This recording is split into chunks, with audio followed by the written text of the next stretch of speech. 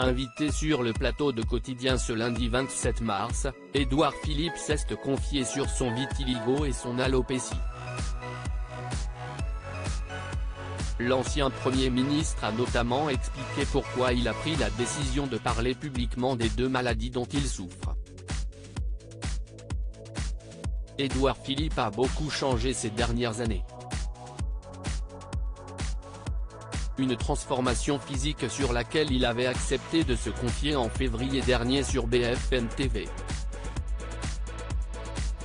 S'il n'avait jamais caché qu'il souffrait de vitiligo, une maladie auto-immune qui entraîne une dépigmentation de certaines zones du corps, l'ancien Premier ministre avait révélé qu'il était également atteint d'alopécie. Ce lundi 27 mars, c'est face à Yann Barthès dans Quotidien que l'homme politique de 52 ans est revenu sur sa nouvelle apparence. L'occasion pour lui d'évoquer les conséquences de sa métamorphose sur sa carrière. Est-ce que l'apparence et le corps jouent dans la vie politique? La réponse est oui.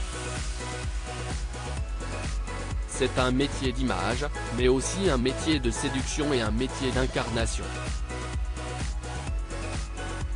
Donc évidemment, ça compte.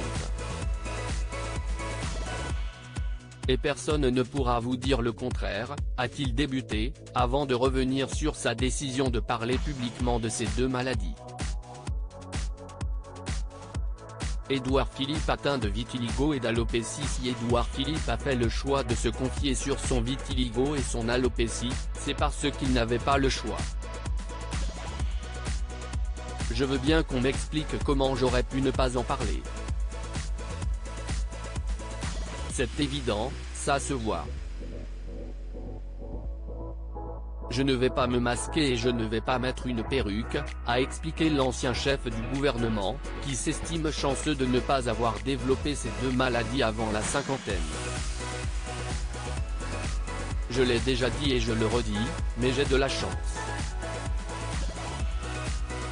Cette dépigmentation de la peau et cette perte de mes sourcils, de ma barbe et de mes cheveux, ça intervient à 50 ans.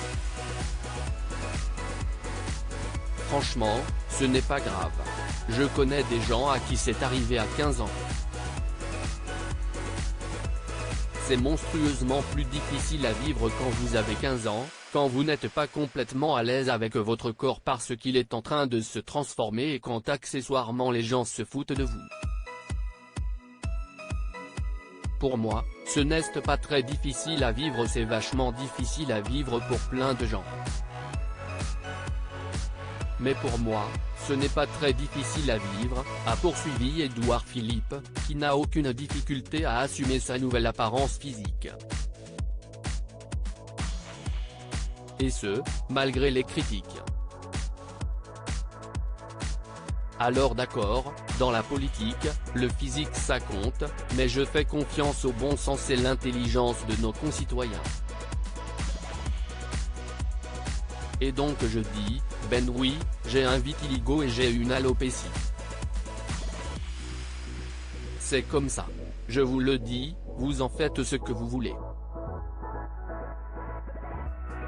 Si vous trouvez que ça me fait une sale gueule, je n'y peux rien. Et puis, si vous pensez qu'il faut être playboy en France pour être élu, j'ai quand même quelques contre-exemples. 1, a ensuite conclu le maire du Havre, provoquant les rires sur le plateau du talk-show de TMC.